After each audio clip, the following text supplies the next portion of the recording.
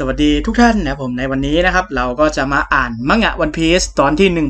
1092ซึ่งตอนนี้นะครับก็มีชื่อตอนว่าจอมป่าเถื่อนคุมะบุกดินแดนศักดิ์สิทธิ์ซึ่งเนื้อหาที่เราได้มานะครับผมก็ได้มาจากเว็บไซต์มังงะพัสนะครับผมซึ่งทุกคนก็สามารถเข้าไปเปิดดูพร้อมกับดูช่องของเราได้นะผมจะได้ดูเนื้อหาได้เข้าใจได้มากยิ่งขึ้นครับผมเปิดตอนมาที่วันก่อนหน้าณดินแดนศักดิ์สิทธิ์เมริจัวซึ่งในตอนนั้นคุมะได้บุกไปยังดินแดนศักดิ์สิทธิ์จนทำให้เกิดเรื่องโกลาหลปีนขึ้นมาถึงนี่จนได้ธาตุไหลเทียมทานคุมะกลับมาแล้วทหารหยุดมันแล้วซึ่งพ่อทหารนะครับก็ได้พากันเอาโซ่มาดึงรั้งคุมะเอาไว้แต่ถึงอย่างนั้นก็ไม่สามารถที่จะสู้แรงของคุมะได้หยุดไม่อยู่เลยครับท่านมันพยายามจะไปที่ไหนก็ไม่รู้ครับแล้วจากนั้นคุมะก็ได้ใช้ท่า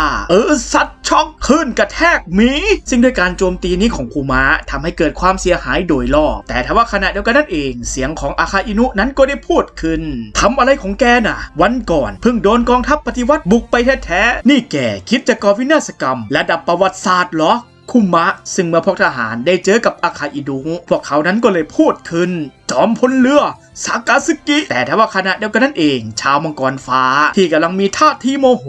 ก็ได้เหยียบลงไปที่หัวของทหารคนนั้นไอ้พวกทหารใช้การไม่ได้เฮ้ยอาคาอินุเย็นเมื่อวานฉันสั่งล็อบเตอร์แต่ของดันหมดซะงั้นมันหมายความว่ายังไงที่ผ่านมาไม่เคยมีแบบนี้มาก่อนเลยนะเกิดอะไรขึ้นกับเสบียงของเมเลจัวกันแน่ส่วนชาวมังกรฟ้าอีกคนก็ได้พูดแทรกขึ้นมาเดี๋ยวสิมันใช่เวลามาพูดเรื่องนั้นเหรอฉันบาดเจ็บอยู่เห็นไหมเนี่ยเจ้าจอมป่าเถื่อนคุมะนั่นตอนนี้ก็เป็นแค่ทาสคนหนึ่งแล้วนี่รีบประหารมันเร็วๆสิแต่ก็ดูเหมือนว่าอาคาอินุนั้นจะไม่ได้สนใจคำพูดของพวกชาวมังกรฟ้าสักเท่าไหร่ว่าไงคุมะถ้าจะไม่ยอมอยู่ใต้การควบคุมของเราแล้วก็ฉันคงปล่อยให้ตัวอันตรายอย่างแก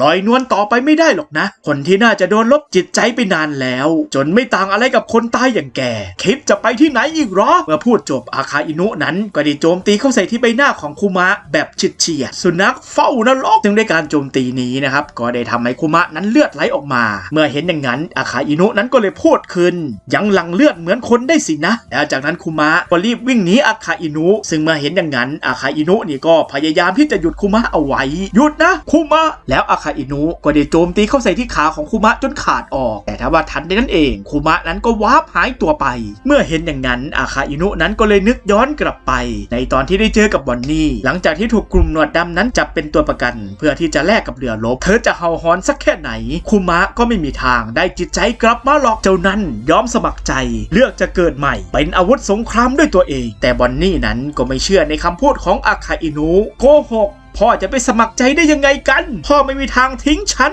ไปทำเรื่องบ้าๆแบบนั้นได้หรอกแล้วภาพนั้นก็ได้ตัดกลับมาณปัจจุบันซึ่งพวกชาวมังกรฟ้าก็พากันกลด่าอาคาอินุเฮ้ยคุมะหายไปไหนแล้วนะปล่อยมันหนีไปได้เหรอเป็นถึงจอมพลเรือทำงานภาษาอะไรวะแล้วอาคาอินุนั้นก็ได้พูดขึ้นแกที่เป็นแค่ตุ๊กตาสูญเสียหมดทุกอย่างทั้งความคิดและหัวใจยังจะไปไหนได้อีกแล้วจากนั้นภาพก็ได้ตัดไปที่โลกใหม่เอ็กเฮดในตอนนี้นะครับแปซิฟิต้าได้พากันจัดการซีบิสเวพอนจนจมทะเลไปหลายตัวทำลายพวกซีบิสเวพอนให้หมดยกพลขึ้นบกที่โซนโรงงานยึดเกาะไว้ให้ได้ผลเรือเอกคิสรุได้บุกเข้าไปที่โซนวิจัยที่อยู่เหนือเมฆแล้วจากนั้นภาพก็ได้ตัดไปที่การต่อสู้ของคิสรุกับลูฟี่ซึ่งในตอนนี้ลูฟี่ได้ใช้เกียร์4สเน็กแมนเข้าต่อสู้โดยสภาพที่ตึงมือเอาเรื่องส่วนทางด้านคิสรุเขานั้นก็ยังมีท่าทีที่สบายๆสำหรับรับการโจมตีของลูฟี่สมแล้วล่ะที่เอาชนะไคโดมาได้ตึงมือจริงๆเลยนะแต่ว่าการที่โจรสลัดอย่างนายมาปกป้องเวก้าพังนี่มันหมายความว่ายังไงกันลึกแล้วลูฟี่นั้นก็ได้ตอบกลับไปฉันต่างหากที่อยากจะถามทำไมพวกแกถึงอยากจะฆ่าลุงหัวแอปเปิลนักล่ะฮะแต่ถ้าว่าขณะเดียวกันนั่นเองจู่ๆคิสรุนั้นก็ได้บินถอยห่างออกไปใครว่าฉันอยากจะฆ่าซึ่งเมื่อลูฟี่เห็นคิสรุนั้นบินถอยห่างออกไปลูฟี่นั้นก็มีท่าทีตกใจบินไปถึงไหนเนี่ยส่วนทางด้านคิสรุที่บินถอยห่างออกไปเขานั้นก็ตั้งท่าเตรียมที่จะโจมตีไปที่ลูฟี่ใครว่าฉันอยากฆ่ากันเล่าเวก้าพังกับฉันน่ะสนิทกันมาตั้งนานแล้วเพราะงั้นก็อย่ามาเกะกะเลยนะเมื่อพูดจบร่างกายของคิสรุนั้นมันก็ได้ค่อยๆสลายกลายเป็นแสงแล้วเคลื่อนไหวพุ่งตรงไปหาลูฟี่อย่างรวดเร็วความเร็วคือพลังแล้วทันใดนั้นเองมันก็มีแสงเจือจ้าส่องประกายไปที่ลูฟี่จนทำให้ลูฟี่นั้นต้องเอามือมาบัง แสงเอาไว้แต่ทว่าจังหวะเดียวกันนั่นเองลูฟี่นั้นก็ได้ถูกคิสรุถีบเข้าด้วยความเร็วแสงจนทำให้ลูฟี่นั้นลอยปลิวกระเด็นออกไปว้าซึ่งลูฟี่ได้ปลิวกระเด็นไปทางเวก้าฟอส1ส่วนท่านคิสรุเขานั้นก็นึกถึงวันในวันที่เวก้าพังนั้นสร้างเวก้าฟอส1ได้สำเร็จเสร็จแล้วเวก้าฟอส1หุ่นยนต์ยักษ์ความฝันของมนุษยชาติแล้วจากนั้นภาพก็ได้ตัดกลับมาณปัจจุบันซึ่งลูฟี่ได้ลอยปลิวกระเด็นไปอย่างรุนแรงจนไปชนกับเวก้าฟอส1ผ่านกลางลำตัวจนทำให้เวก้าฟอส1นั้นพังทลายส่วนลูฟี่นั้นก็ลอยปลิวกระเด็นไปชนกับบราเลียจนเกิดการระเบิดขึ้นตูมซึ่งเมื่อแฟรงกี้เห็นอย่างนั้นแฟรงกี้นี่ก็มีท่าทีตกใจลูฟี่แล้วจากนั้นลิลิธเธอนั้นก็ได้ร้องตะโกนขึ้นแฟรงกี้บอนนี่หนีแล้วเวก้าฟอส1กำลังจะแล้วจากนั้นลิลิธบอนนี่แล้วก็แฟรงกี้ก็ต่างพากันรีบวิ่งหนีออกจากเวก้าฟอส1แล้วทันในนั้นเองเวก้าฟอส1นั้นมันก็ได้เกิดการระเบิดขึ้นโอ้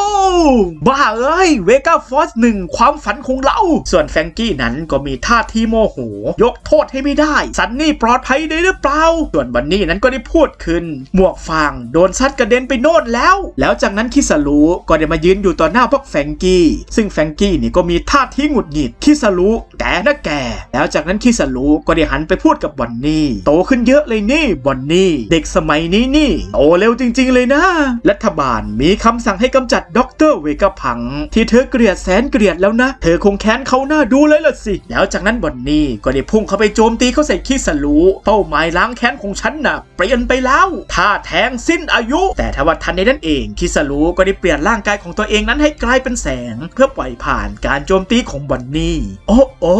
อย่าให้ฉันต้องทำร้ายคนรู้จักนอกเหนือจากภารกิจไปมากกว่านี้เลยนะเมื่อพูดจบคิสรุนั้นก็ได้เตะบอนนี่ลอยปลิวกระเด็นออกไปว้าส่วนในด้านแฟรงกี้นั้นก็ได้พูดแทรกขึ้นมาเฮ้เดี๋ยวนะทั้งนั้นมันซึ่งบอนนี่นะครับได้ลอยปลิวกระเด็นไปชนกับบาเลียจนทำให้เกิดการระเบิดขึ้นตูมซึ่งเมื่อแฟรงกี้เห็นอย่างนั้นเขานี่ก็มีท่าทีหงุดหงิดบอนนี่ทำแสบนักนะเจ้าคิสรุเลดี้คันแต่ทว่าทันในนั้นเองคิสรุนั้นก็หายวับไปกับตาจนทำให้แฟรงกี้นั้นรู้สึกตกใจอยู่ไหนนะหายไปไหนแล้วหรือว่าสเตลล่าตกอยู่ในอันตรายซึ่งเมื่อแฟรงกี้รู้ตัวเขานั้นก็รีบติดต่อไปหาสเตลล่าเวก้าพังล่างหลักฮัลโหลห้องสั่งการอุซบแล้วจากนั้นภาพก็ได้ตัดไปที่ลาโบเฟสห้องสั่งการซึ่งอุซบนี่ก็ได้รับสายแฟรงกี้ปลอดภัยได้หรือเปล่าเมื่อกี้ฉันเห็นระเบิดตูมเบลอเลยส่วนในฝั่งของเวก้าพังเขานั้นก็สามารถแกะรหัสของยอร์กได้สำเร็จเจาะรหัสได้แล้วซึ่งเมื่อคนอื่นได้ยินอย่างนั้นพวกเขานี่ก็มีท่าที่ดีใจจริงเหรอเป็นไงล่ะเห็นหรือยังยอร์กซึ่งเมื่อได้ยินอย่างนั้นยอร์กนี่ก็มีท่าที่หงุดหงิดว่าที่สุดเจ้าพวกอัจฉริยะเอ้ยแล้วจากนั้นสเตลล่าก็ได้พูดกับแฟรงกี้ผ่านแมลงโทรสารแฟรงกี้คุงเราพร้อมปลดบาเลียแล้วเจ้าย้ายเวก้าฟอส1กับเรือไปไว้ด้านหลังเกาะหรือยังซึ่งเมื่อได้ยินพูดอย่างนั้นแฟรงกี้นี่ก็พูดอ้ำอึ้งคือว่าแต่ทว่าขณะเดียวกันนั่นเองจู่ๆเสียงของคิสรุนั้นก็ได้ดังขึ้นแผนหลบหนีน่ะล่มไปแล้วเวก้าพังเพราะหุ่นยนต์ยักษ์ในฝันนั้นโดนซัดปลิวไปแล้วไงล่ะซึ่งคิสรุได้มายืนอยู่ด้านหลังของเวก้าพังซึ่งเมื่อทุกคนเห็นอย่างนั้นพวกเขาต่างก็พากันตกใจเพราะไม่รู้ตัวเลยว่าคิสรุนั้นมาโผล่ตรงนี้ตั้งแต่เมื่อไหร่จากคิสรุมาตั้งแต่เมื่อไหร่เนี่ยจากจบสิ้นแล้วคิสรุก็ได้พูดกับเวก้าพังช่วยเข้าใจที่เถอะนะภารกิจคราวนี้ฉันเองก็ลำบากใจเหมือนกันเลยไม่อยากยืดให้มันนานเกินไปนะแต่ทว่าขณะเดียวกันนั่นเองจู่ๆเสียงของลูฟี่นั้นก็ได้ดังขึ้นโอ้ยเจ็บโอ้ยร้อนชะมัดเลยแล้วทันใดนั้นเองจู่ๆลูฟี่ที่อยู่ในร่างเกียร์5ร่างยักษ์ก็ได้โผล่มือมาจับตัวคิสรุซึ่งมาทุกคนเห็นอย่างนั้นพวกเขาต่างก็พากันตกใจตาสวดตาดูดออกมาซึ่งสภาพของลูฟี่เกียร์5ในตอนนี้นะครับเขานั้นสะบักสะบอมซึ่งเมื่อคิสรุได้เผชิญหน้ากับลูฟี่ที่อยู่ในร่างเกียร์5เขานั้นก็ถึงกับเหงื่อตกออกมาเร็วลึนี่สินะแล้วลูฟี่นั้นก็ได้พูดขึ้นแกนี่นะเตะฉันล่วงไปถึงข้างล่างเลยต้องผ่าบาเรียตั้ง2 รอบนึกว่าจะตายแล้วซะอีกกะค่ะ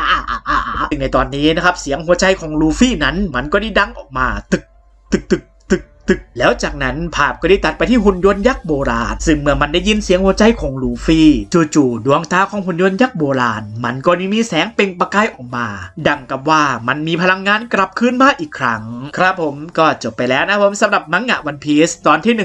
1092 ซึ่งในตอนนี้นะครับลูฟี่ก็ได้ใช้ร่างเกียร์ 5แล้วก็ผ่าบาเรียมาตั้ง2 รอบจนทำให้ลูฟี่นะครับได้รับบาดเจ็บสะบักสะบอมแต่ก็ดูเหมือนว่าจะไม่ได้เป็นอะไรมากก็มารอดูกันนะครับว่าลูฟี่ในร่างเกียร์ 5นี่จะสามารถต่อสู้กับคิซารุได้มากสักแค่ไหนไงก็รอติดตามกันต่อไปนะครับผมสุดท้ายนี้นะครับยังไงก็ขอขอบคุณทุกท่านนะครับที่เข้ามาดูคลิปของเรายังไงก็ฝากกดไลค์กดแชร์กดติดตามเพื่อเป็นกำลังใจให้กับช่องของเราด้วยนะครับผมสวัสดีครับ